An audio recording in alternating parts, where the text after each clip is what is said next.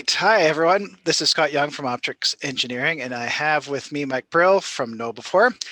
And the reason why I wanted to bring Mike on with us today is I was actually reading on their blog, which is blog.knowbe4.com, which is an excellent blog on security awareness, and an interesting article on called "Running Headfirst into a Breach."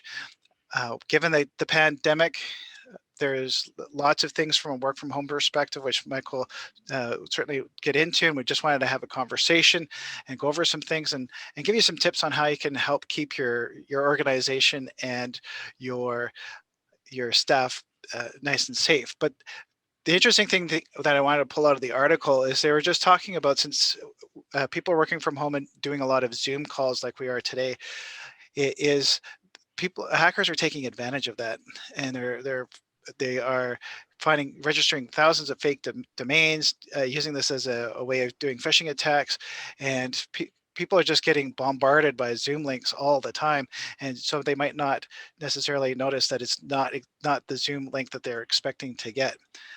And there are definitely some things that you want to keep in mind when protecting your staff. So Mike, what are you seeing over on KnowBe4? And by the way, KnowBe4 is a leader in security awareness training for your staff, and so the experts in this area. So Mike, why don't you talk about what you're seeing?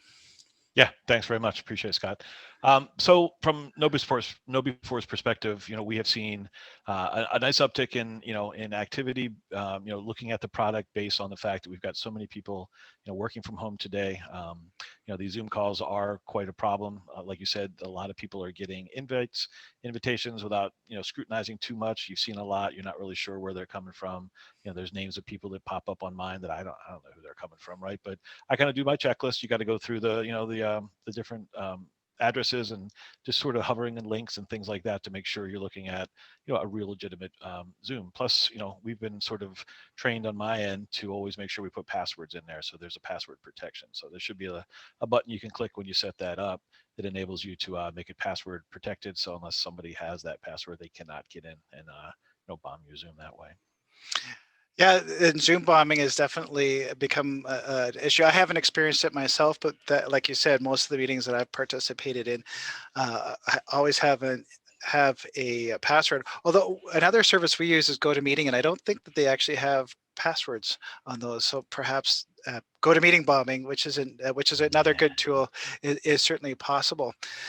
Now, there's a number of ways to stay safe from social engineering attacks through Zoom, or even if it's just a phishing email. And by the way, just if you're not familiar what the term phishing means, it's basically an email that looks like a legitimate email, and if you were to click the link on it, and sometimes it's a bank that you use or might use, or PayPal or Amazon, or something that looks legit, and a lot of the scammers actually go out of their way to make sure that they look legit, so you don't even think twice. But if you click that link, it downloads some malware or takes you to a site where they capture your information, and it usually does a lot of harm.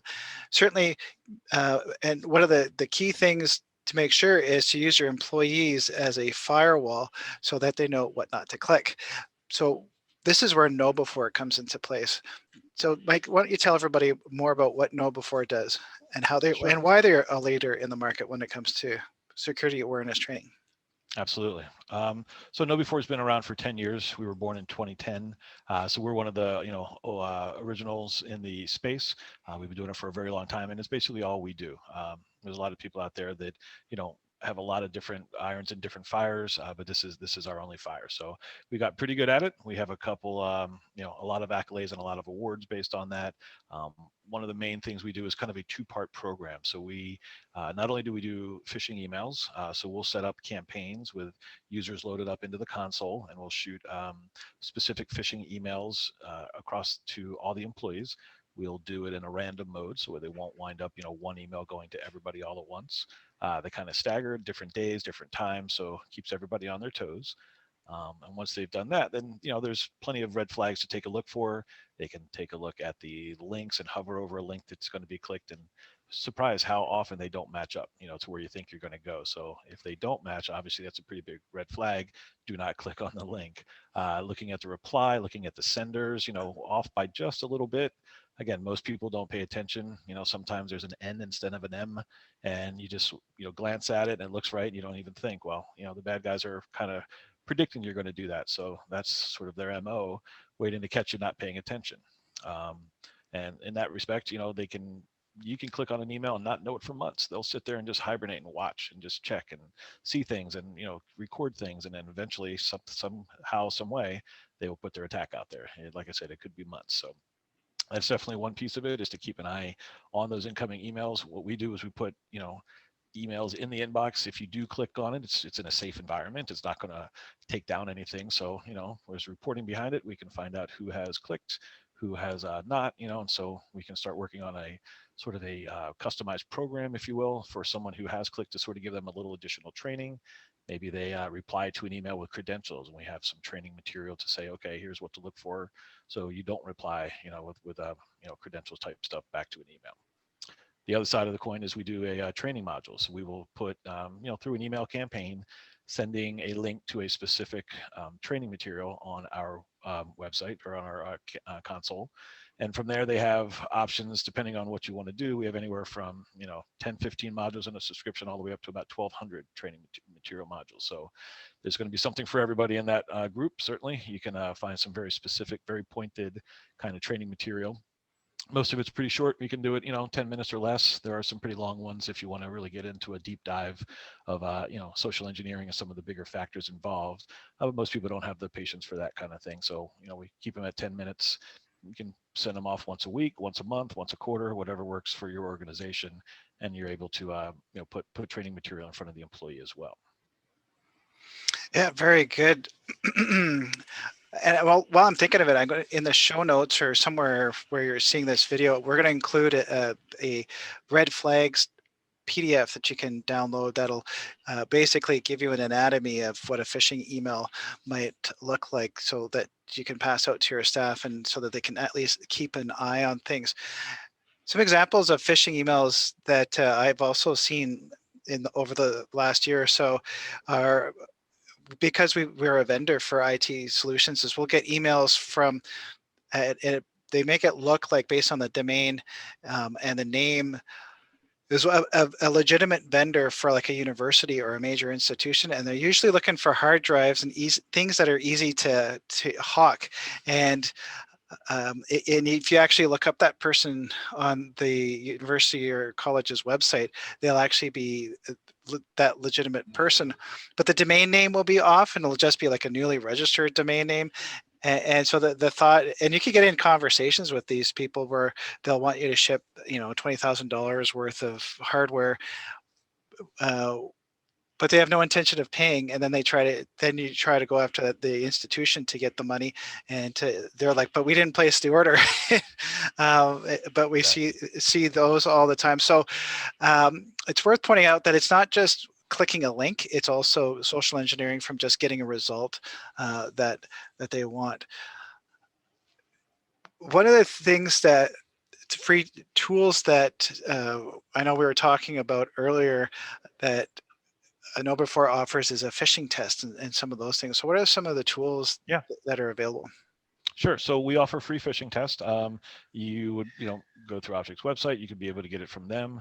And what we do is we'll load up your users. We'll send out, any one of a couple dozen phishing templates, and we'll put it in everybody's inbox on a trial basis kind of thing, without having to commit. And we'll see what the reaction is. See if people click. See if they report it. See if they come to the IT manager, say, hey, what is this doing? This looks weird. And we'll find out, and we'll get a what we call a Phish-prone percentage. See what the percentage of people that will click on a phishing email that we sent, and see what the process is. That's one of, I think it's 28 free tests we have on our website. So basically there are several different phishing. There's just, here, change your password, coming from the IT manager looking thing. We have some that say they're just a reply. They're just looking for you to say yes or no, or whatever the answer is to their question, and see if you're willing to reply. There's some social media type phishing emails as well, to see something around social media. So there's a lot of different upfront phishing things that way. We can do a training preview. You can see, our training material. Take a look at that before you have to make the commitment to purchase to sort of understand the style and the content that we provide. There's a whole bunch of them in there. There's a safe password test. You can actually run through your passwords and see if anybody's got anything that's on any of the breach sites out there, like to find out if there might be a potential, if your password's been compromised. Pretty good bet you want to be changing that password, and we can help you through that process. There's quite a few free tests that are out there that definitely make sense to give it a try, just to sort of find out where your employees stand. Yeah, the thing that I like about that free phishing test is if you're watching this and you think, oh, I'm sure we're good. Well, why don't you find out and prove if you're right, or maybe you'd be surprised, because all it takes is one person to click a link they shouldn't, and then that's where the ransomware comes in, and the crypto lockers of the world, and it gets pretty expensive to remediate. Um, I think you know it's definitely worth looking into, and I can't say how much or enough at how what I'm trying to find that right word. Complete, I think, is the best word. Training that nobody before has, and you can find out with a free phishing test at certainly no cost to you. I don't want to take up too much of your time, Mike. I know you're a very busy man. Do you have any final thoughts on where you see things going in 2021, some of the trends at no before? I remember seeing another article saying that phishing is still phishing attacks is still a major part of the world. Is that still how you're seeing things, or are there some other trends that you're seeing that people should be aware of? Yeah, definitely is going to stay with the phishing. I mean, social engineering is kind of a catch-all phrase. Phishing will fall under that a little bit. But there used to be some, we used to call it tailgating, where somebody would physically follow somebody into an office. There's Hmm, not a lot of office activity going today, so there's not a lot of the tailgating type stuff going on. So sure. it is more of the sit wherever you sit, hit a bunch of buttons, and send these emails out. The work from home force, being at home, a little distracted sometimes. Maybe your guard's down, you're not paying attention. Maybe some of your equipment you're working from is not, running through a VPN or whatever the case might be. So you do have some little extra exposure that way. So we expect, I sure that that would continue in this respect of trying to take advantage of that home employee, home worker, and see if they can expose some of the weaknesses from there. Yeah, and one final thought is I remember seeing a graph from No before where it talks about the likelihood that an employee will click on something over time diminishes as they do the training. And this isn't Correct. and this isn't one of those one and done kind of things. This is the okay, you've taught them, they reduce over time their likelihood that they're going to click on something. And you can set the phishing simulator up to randomly do it over time, and just keep them on their toes. And you also want to let them know certainly that this is something that your organization is the training is happening within the organization. And I remember seeing that there was a good sample email that KnowBe4 had put together that people can use to just let their staff know what's going on without getting their back up and making them nervous. Yeah, definitely. And a lot of it is comes down to that, how do you present it to the employees? If they feel like they're being tricked, if they feel like this is just an exercise to see if they can get you to click or not, the buy-in is going to be minimal, and the results are not going to be as favorable as expected. Where you find, the best results, I guess we'll say, is when you have, very upfront, hey, look, we're doing this specifically to try to, keep the bad guys from being, taking over our networks, or, asking us for money, or, us sending them whatever it is, $20,000 in iTunes cards. I've seen that one before. Yeah, So I have to. these kind of things happen, and, you know, to not look at it as being tricked is certainly not the right way to look at it. Every day there's something in the news, whether it's, well, I won't mention any names, but you can just go through the headlines, go back a few, months, years, whatever it is, and you see a lot of big companies that are in there, and Yeah, nobody wants to do that. And I think the perception is that the little guys think, that's not going to happen to me. yeah, Unfortunately, bad guys know that, the bigger companies are spending, a lot of money on these things, and they expect that the smaller companies, and by smaller, we're talking under 1,000. I'm not talking 10. right. Maybe won't spend as much money on some of that security type aspect. So they sometimes target the smaller companies a little bit more or a lot more, knowing that some of their defenses aren't quite as robust as some of the enterprise size accounts that are out there. Mm-hmm.